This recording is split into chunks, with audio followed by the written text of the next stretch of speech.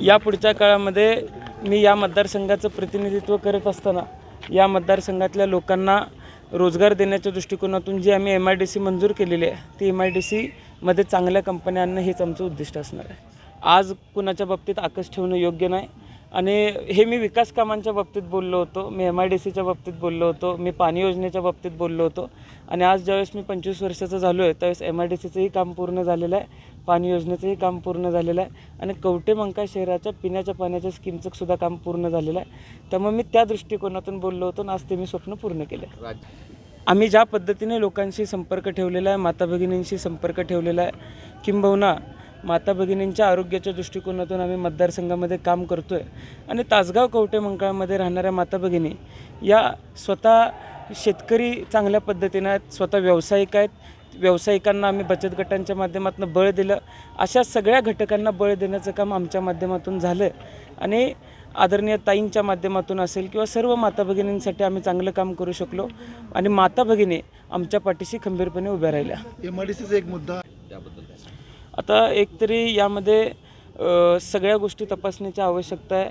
वरिष्ठांशी चर्चा आम्ही त्यावरती करतो आहे। अद्याप मी निकाल तासगाव कवठेमंकाळच्या निकालामध्ये आम्ही सगळे व्यस्त असल्यामुळं बघितलेले नाही आहेत। लवकरच वरिष्ठांनी आम्हाला बोलवलेलं आहे, मी वरिष्ठांशी चर्चा करून आपल्याशी बोलेन।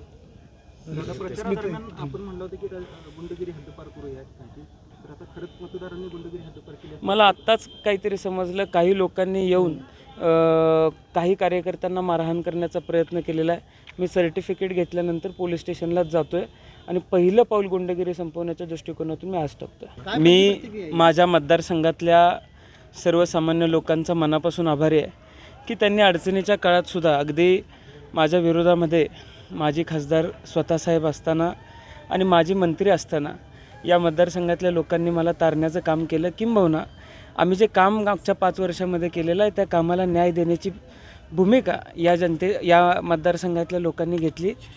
मी मनापासून त्यांचा आभारी आहे आणि भविष्यामध्ये या सगळ्या उपकाराची परतफेड मी कधीच करू शकणार नाही, पण मोठ्या प्रमाणात विकास कामं आणून या मतदारसंघातल्या लोकांच्या तरुण म्हणून माझ्याकडून ज्या अपेक्षा आहेत त्या अपेक्षा पूर्ण करण्यासाठी मी प्रयत्न करेन। हा विजय मी माझ्या वडिलांना, स्वर्गीय आबांना, माझ्या आईने जिने कष्ट केलं आणि सर्वसामान्य कार्यकर्त्यांनी ज्यांनी अत्यंत कष्ट केलं, अगदी रात्रीचा दिवस गेल्या 20 दिवसामध्ये केला आणि सातत्यानं मला निवडून आणण्यासाठी प्रयत्न करणारे सगळे घटक अप्रत्यक्ष प्रत्यक्षपणे ज्यांनी प्रचार केला त्या सगळ्या घटकांना मी समर्पित करतो।